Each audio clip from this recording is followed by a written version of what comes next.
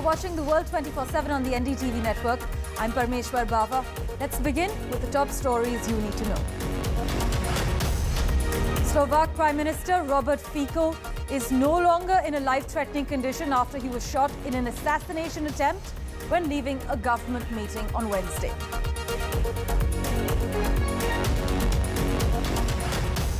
On the eve of his second visit to China in 6 months, the Russian President Vladimir Putin claimed he backed China's plan for resolving the war in Ukraine, saying Beijing, which has been keen to position itself as an honest broker, fully understood the situation. The United States has introduced new guidelines for H-1B visa holders who have been terminated from their jobs, providing options beyond the 60-day grace period.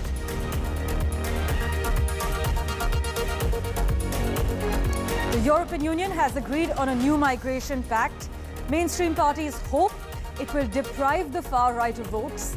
Meanwhile, the UK Prime Minister has said that his government reduced migration and that student visas are now down by 80%. Wildfires spread across Canada, forcing the evacuation of thousands and threatening several provinces like British Columbia. The Biden administration has told Congress that it plans to send a $1 billion package of military aid to Israel, according to media reports, despite the US's opposition to a full-scale invasion of Rafah and concerns about rising civilian deaths there. France has declared a state of emergency on the Pacific New Caledonia after violent protests flared up against electoral reforms, killing one police officer and 3 others.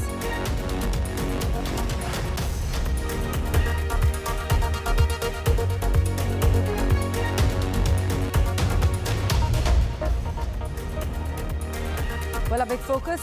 Slovak Prime Minister Robert Fico is no longer in a life-threatening condition after he was shot in an assassination attempt when leaving a government meeting on Wednesday. In fact, a video captured on Wednesday appeared to show the moment 5 shots were fired at Mr. Fico as he shook hands with a small group of protesters in the town of Handalova. Now, the populist Prime Minister actually won a general election last September and has faced widespread criticism for polarizing politics in this Central European nation, with pro-Russian comments and a push to extend state control over the media. Mr. Fico's return to power actually caused concern among his critics that he, along with his party, which had long been tainted by scandal, would lead Slovakia away from its pro-Western course. He vowed to pursue a sovereign foreign policy, promised a tough stance against migration and non-governmental organizations, and also campaigned against LGBTQ rights.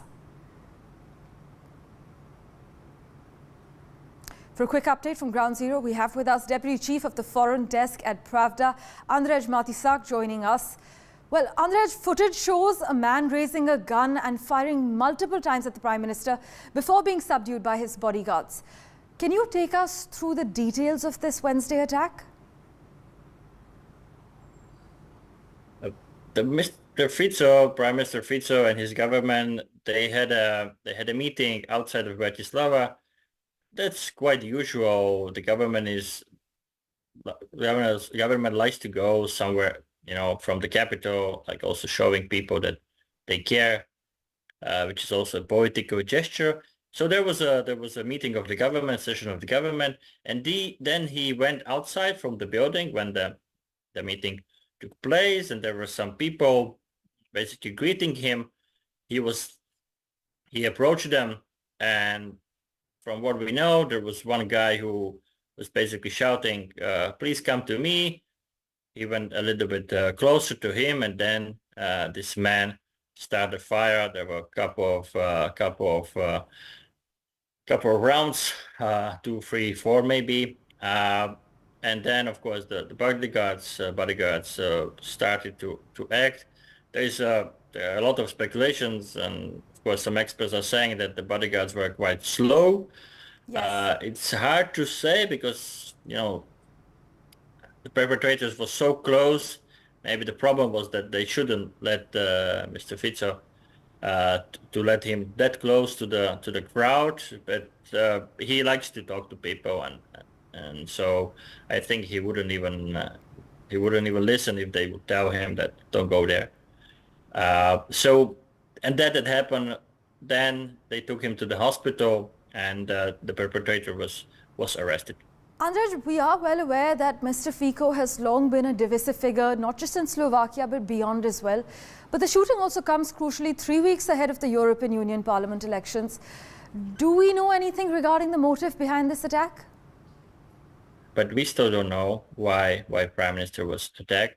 But of course, it's very shocking news. Something like that never happened in modern history of Slovakia. I know your country has unfortunate incidents in the past, similar incidents, but it never happened in my country. So we will have to know more about the possible motive of this perpetrator. He was armed with the legally owned gun, and from when we look at the life of this guy, it's very strange, I would even say, because his political beliefs, it seems so, are all over the place. The government is saying that this act was politically motivated, which is the most probable scenario, but I also wouldn't exclude maybe some psychological issues. Of course, and it can go hand in hand, to be honest. So we will see. Unfortunately, I cannot tell you more because simply we don't know at this moment. We will wait for further details to emerge, but thank you so much, Andrej, for joining us with that quick update.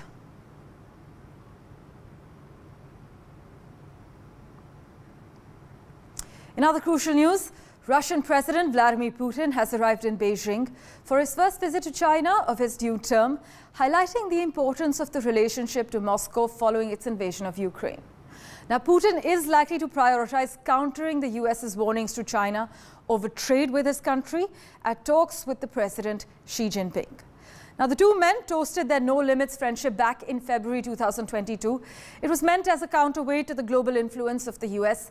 That partnership has increasingly come under pressure as the Biden administration sought to isolate Russia from its Chinese lifeline after the full-scale invasion in Ukraine, which began later the same month. But as the Biden administration unveiled tariffs on $18 billion of Chinese imports just on Tuesday, the strength of Xi and Putin's relationship, based on a mutual opposition to a Washington-led global consensus, is likely to be bolstered this week. Vladimir Putin is in Beijing, landing to a ceremonial welcome, a military parade, welcomed as a friend, which is what Xi Jinping has repeatedly described him as, which is indeed what Vladimir Putin has described the Chinese leader at. And again, highlighting and we've said this for years now, and it remains true, the historic relations between Russia and China, historic in terms of how close they are, strategic cooperation, as well as trade. Vladimir Putin has ahead of him a very rich program. Now, of course, be in Beijing, a meeting with Xi Jinping one-on-one with their delegations.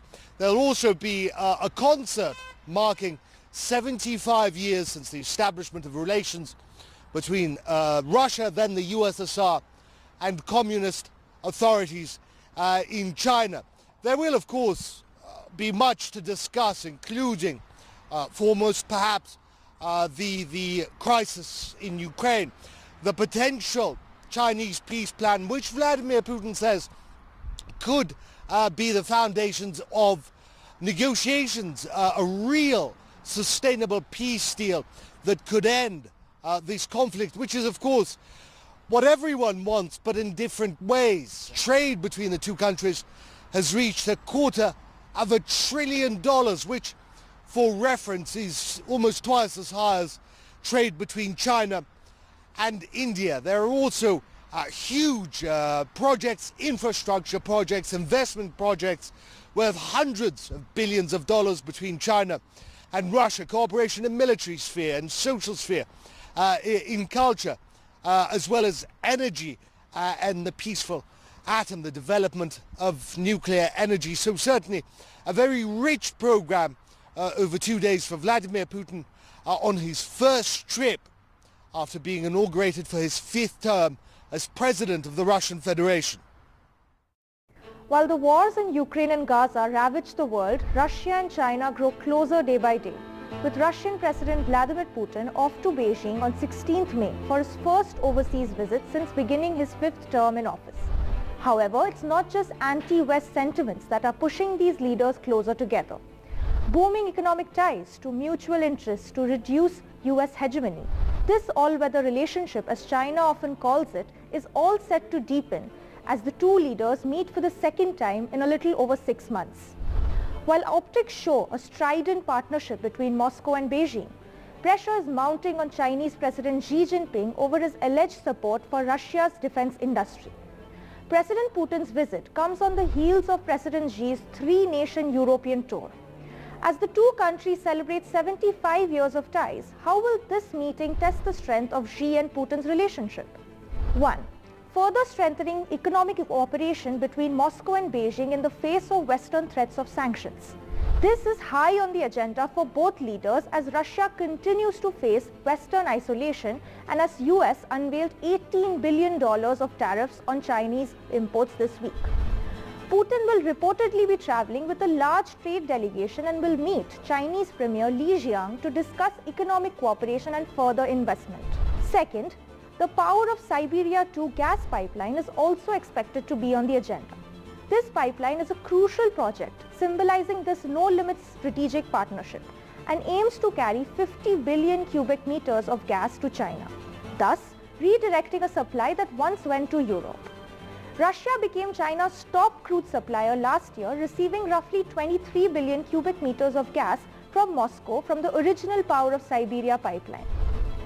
Third, the wars raging on in Ukraine and Gaza are also expected to be on the table. On the war in Ukraine, while Russia remains steadfast on its position, President Putin praised his Chinese counterpart earlier this week for his commitment and backed China's 12-step plan issued last year on ending this conflict. The ensuing conflict in West Asia is also expected to be a touchpoint in the two leaders' discussion as they aim to establish what they call a fair multipolar world order free from the hegemony of the West. All eyes will be on Russia's Putin and China's Xi to see what this growing friendship as well as the upcoming meeting means for the world.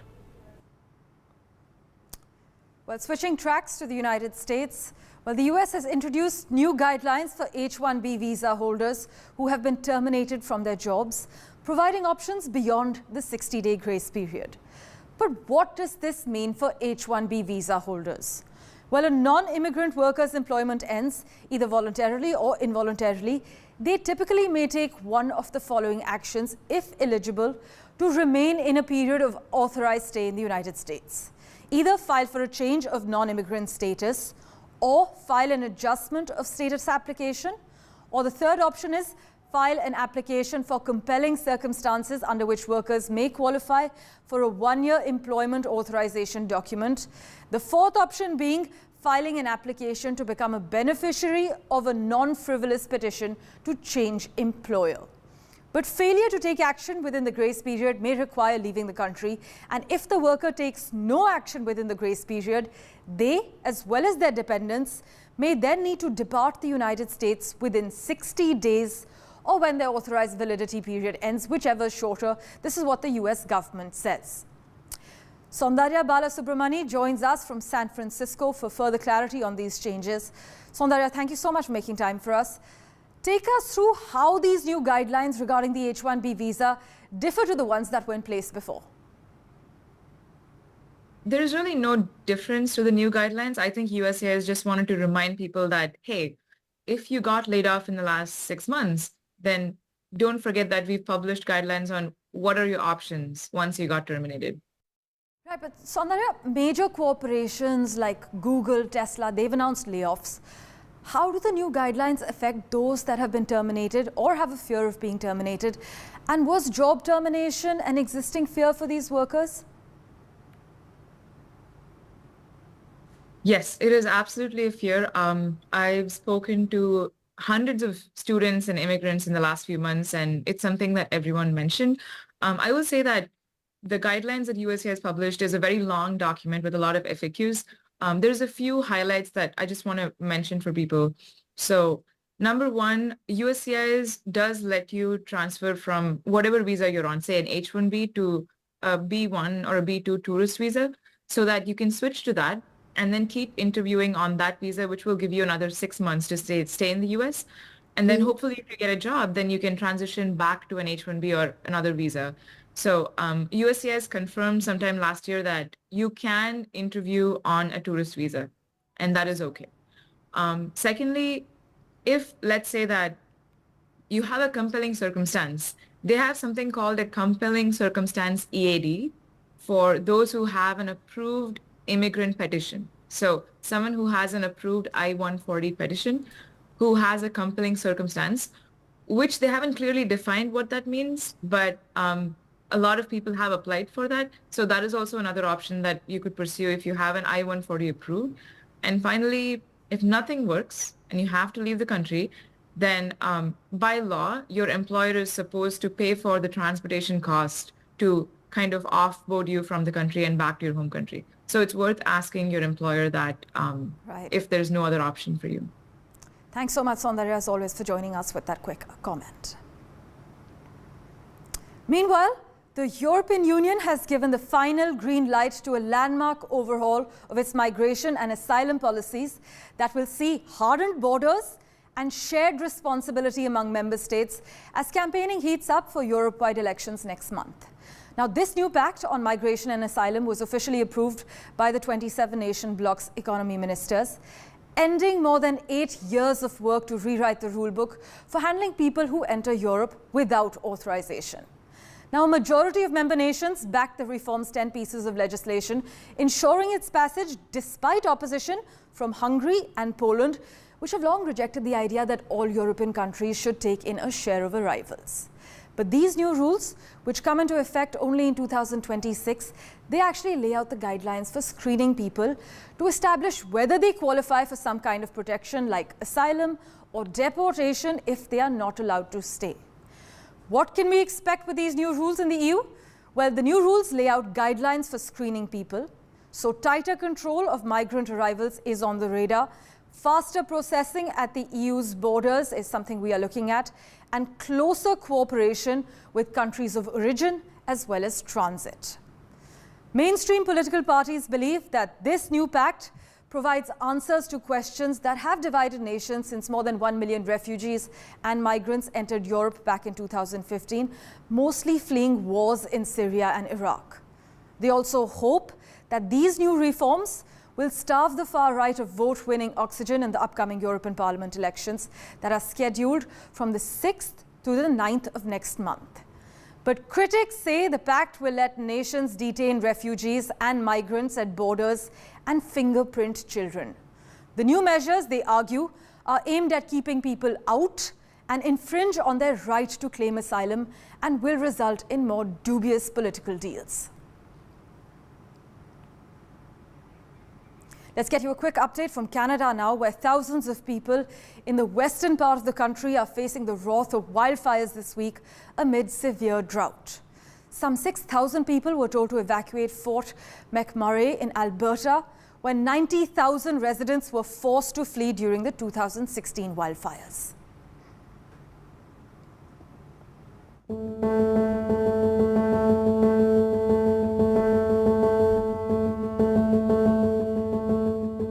The summer has brought back with it the threat of wildfires in Canada. Here in British Columbia, the wildfires that broke out in Fort Nelson last week now threaten the city itself. 4,500 people have already been evacuated from Fort Nelson and a nearby reserve, but now mandatory evacuation orders are being expanded to other areas as well. For instance, the North Rockies Regional Municipality as well as Fort Nelson First Nation. The General Hospital in Fort Nelson has been safely evacuated as well. However, the winds that are blowing currently in that area are only expanding the wildfire, which is what is threatening the city now. Because the wildfire from about 53 square kilometers has expanded to 84 square kilometers currently on Tuesday. And with the present weather conditions, which is the droughts that have been repeatedly seen there, as well as over the next 5 days, no prediction of any rainfall could make matters worse. The emergency response personnel are using helicopters as well as bulldozers to douse the fire. The police have gone knocking at people's doors to ensure that they have left that area. The emergency response service people are making calls to people, asking people to evacuate from that region. And British Columbia is not the only place which is in fact seeing the wildfire. In Alberta, in McMurray, there is a wildfire that is raging as well. However, no evacuation orders have been placed so far, though 68,000 people have been put on alert and they will need to evacuate at short notice if needed. McMurray had seen a tragic incident in 2016 where the wildfires resulted in 1,600 houses being gutted and 80,000 people had to be evacuated. On the other hand, in Alberta, because of the wildfire in McMurray, what we are seeing is a fallout in Edmonton as well, where the air quality has dipped and the visibility is also low. Because of the air quality, people have been asked to stay indoors. In Manitoba, there is a wildfire in Cranberry Portage. 550 people have been evacuated from there.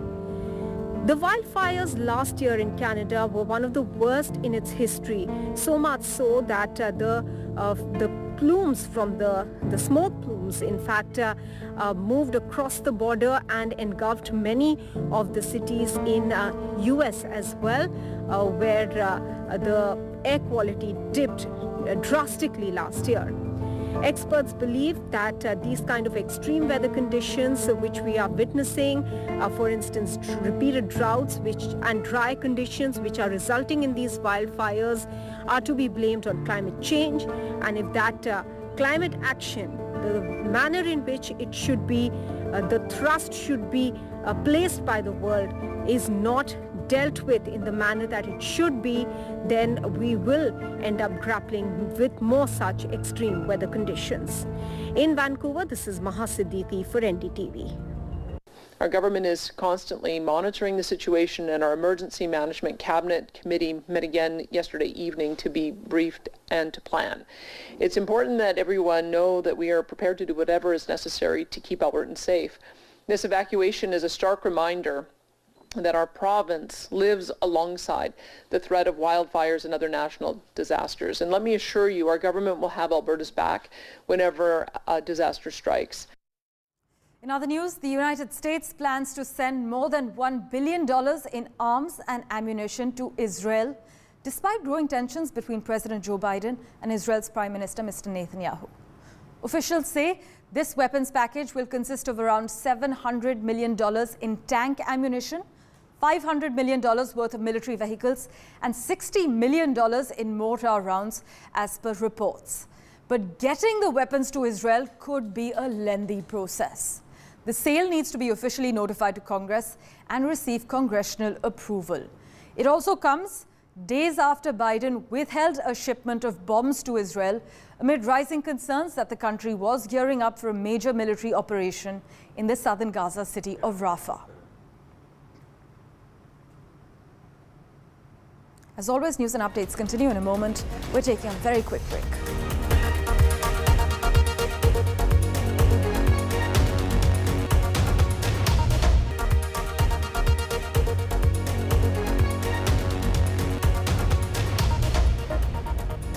Welcome back.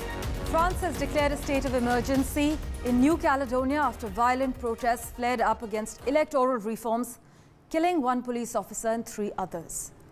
New Caledonia is a French overseas territory located hundreds of miles off Australia's eastern coast. But this violence is the worst seen in decades and is the latest flashpoint in long-running tensions with Paris. Well, thank you for investing your time and watching this edition of The World 24/7. We'll keep tracking the latest developments for you. Do stay tuned.